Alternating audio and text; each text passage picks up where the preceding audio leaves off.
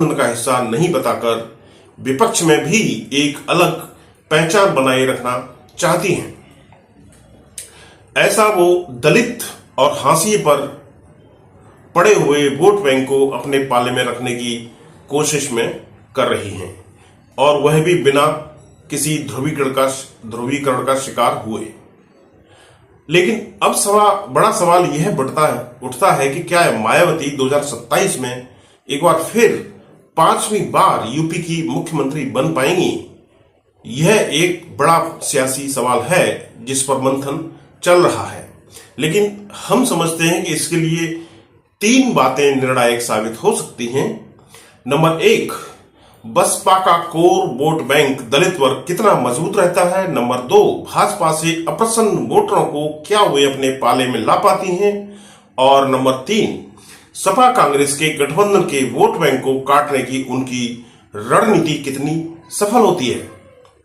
यहां यह याद रखने वाली बात है कि 2007 में उन्होंने सोशल इंजीनियरिंग के जरिए अप्रत्याशित जीत दर्ज की थी। आज भी अगर वही फार्मूला नए तरीके से दोहराया गया तो बसपा सत्ता में वापसी की बड़ी दावेदार बन सकती है।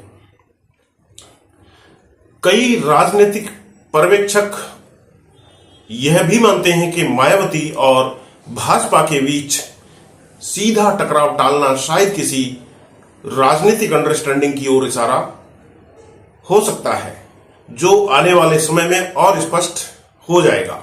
यानी न खुले में साथ और न खुले में विरोध।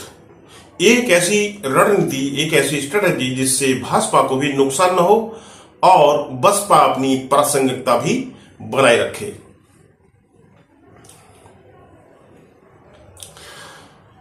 हालांकि इसका कोई भी औपचारिक ऐलान नहीं, लेकिन चुनावी राजनीति में चुप्पी भी एक बड़ी स्ट्रेटजी का हिस्सा होती है।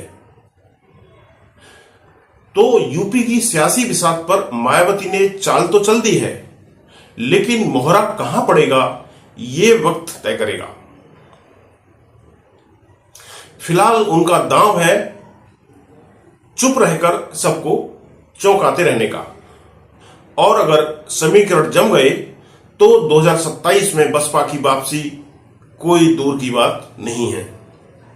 और जिस तरह से रैली में लोगों का लाखों की संख्या में हुजूम उमड़ा, वह भी सबके लिए एक आश्चर्य और खोज का विषय है।